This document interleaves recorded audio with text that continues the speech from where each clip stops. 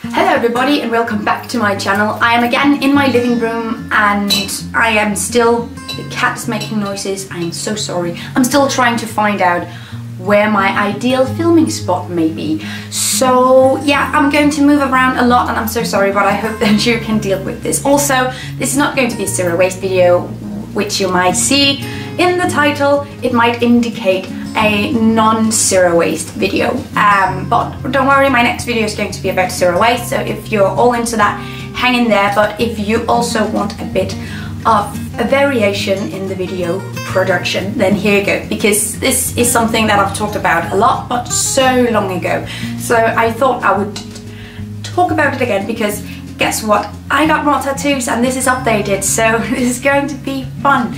Not so fun if you follow me on Instagram a lot, because I post all my tattoos and stuff on Instagram, but maybe you want to hear stuff about them. So that's what we're going to do, and I am here also when talking of Instagram. I posted this yesterday because how amazing is this?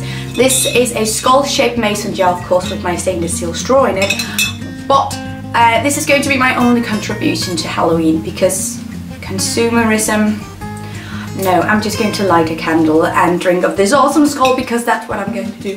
Also, this is going to work all year round for me, because yes. But let's get into the tattoo situation. I made a couple of videos like this before, but at that point I had maybe 4, I had almost none. So I thought this would be funny. Okay, there will be repetition if you have watched or are going to watch the other videos, but I'm going to talk about it in another way, I believe. So yeah, when talking about zero waste and tattoos, maybe these two are not so ideally put together, and I agree with that. Tattoos are literally the only thing I allow myself to explore and to enjoy. I enjoy art on my body, I enjoy supporting the local artists, and yeah. So that is something I do, and that is my burden to bear, but that's okay. Okay, so I have, if we're just starting on the thigh, I have an elephant on my thigh, and one of my friends drew this and I really love it. It is a paraphrase drawing from the YouTube cat. It is a paraphrase drawing of Le Petit Prince, also The Little Prince, if you're rolling with it. But I wanted a more realistic style drawing, so that is what I got, and I love it. Pain wise, it was really bad around the inner thigh, but other than that, not too bad, maybe like medium.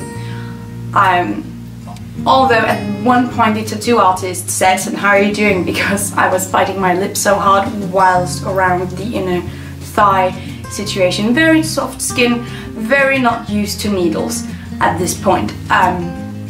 And I said, well, it feels like I've bitten into the toe of Satan. The meaning behind my little prince tattoo and the elephant is actually an elephant that has been eaten by a snake. And in the book, the first picture you see of this is just the outline. There's no indication of what's going on the inside of the snake. And he's showing this to his parents and adults even, and nobody can tell what it is. So story time here, can you tell?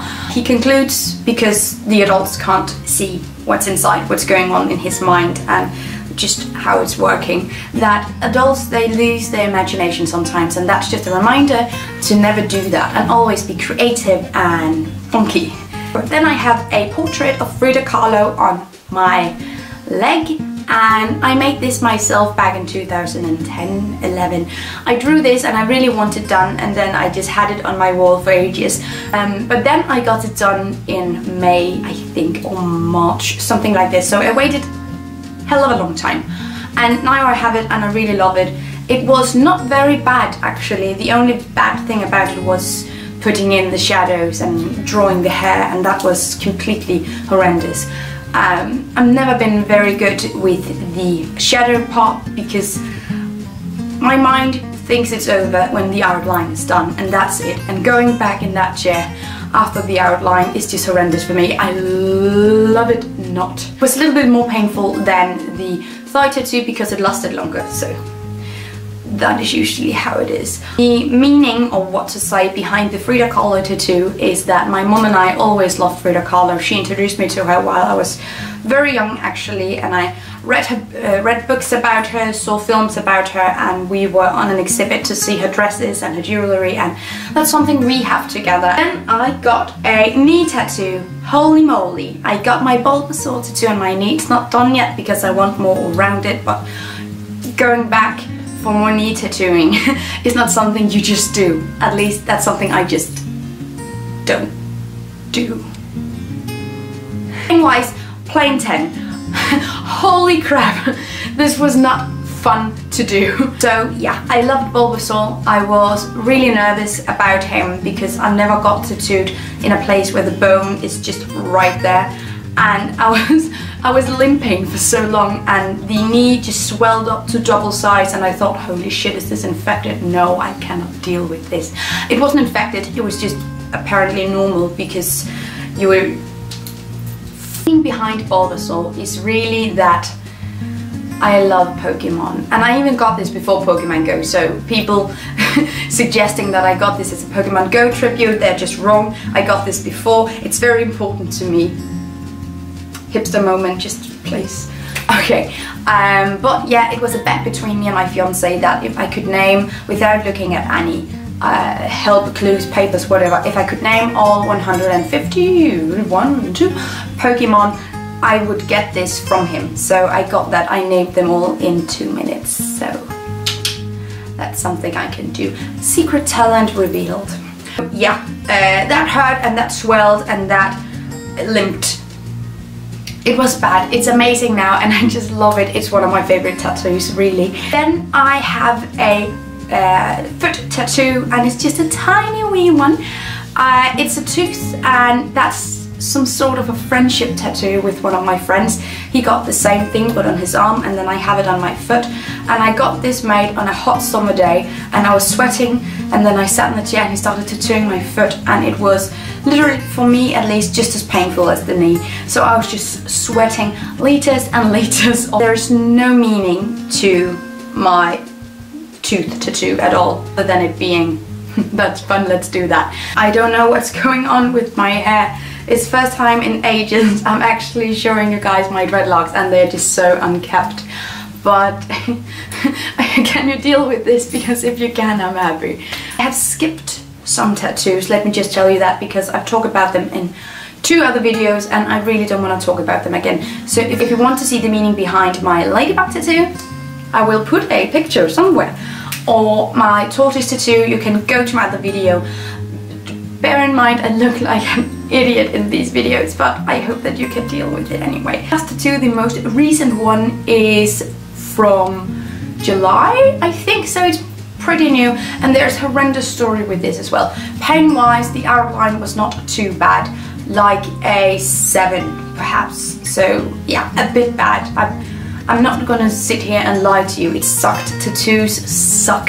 She put in this numbing spray, or she sprayed me with this numbing spray, and it was like magic, because 10 seconds later I couldn't feel the needle at all, and I was just completely amazed by this magical spray, and I'm going to use that every time from now on. Well, maybe not, because now, horrendous story time. Yeah, because this tattoo got infected. I have no idea how. It's not about placing blame. It could have been something that happened in the shop. It could have been something that happened afterwards during my taking care of it, or being outside in the sun. It could have been a lot of things, but it's always a risk when you get tattoos that maybe they're going to get infected. And this one got infected and it hurt like a bitch. But I am going to get it fixed. My latest tattoo is also something that has a bit of a meaning, because my fiance and I, we decided that we wanted tattoos together as well. Now that I have my friend tattoo in my foot, I also wanted something with my fiance, although we decided not to get the same tattoo, but just tattoos together. Text messages, what? I got this universe in a bubble sort of thing to represent the biggest thing can be seen even within the smallest objects. Deep. Yes. And my fiance, he got something that symbolized the same or represented the same, but different. He got an atom, and the strings, or what to say, these that goes around the atom, that is the planet movement, circular. Yes, so something with the smallest and the biggest, or biggest and the smallest, something like that. Yes, there's kitty noise. Kitten, control yourself. Then I have something that's also really funny. It was something I got last year, actually just exactly a year ago, because I got it in October. I got it as this Halloween flash offer on tattoo, so it was really cheap and I really love it. But it's my Darth Vader tattoo, and I have it on my ankle, or around my ankle. Yeah, I think that's all my tattoos, actually, all the ones I want to mention in this video. If you want to see the last ones, you can go click on the other video. There will be a link down below, or a link somewhere. Yeah. Yes, I hope that you guys like this video, and leave me a comment down below and tell me about your most horrific tattoo experience or your most delightful. But I hope that you will tell me something, because I love reading your comments. Also, give this video a thumbs up if you liked it, and subscribe to my channel if you want more tattoo, dreadlock or zero-based videos. I know it's quite a span, but that's how I roll here. Also, if you want more, you can follow me on my blog, Gittemary.com, and of course on Facebook and on Instagram, and shameless self-promoting. See you guys later. Bye!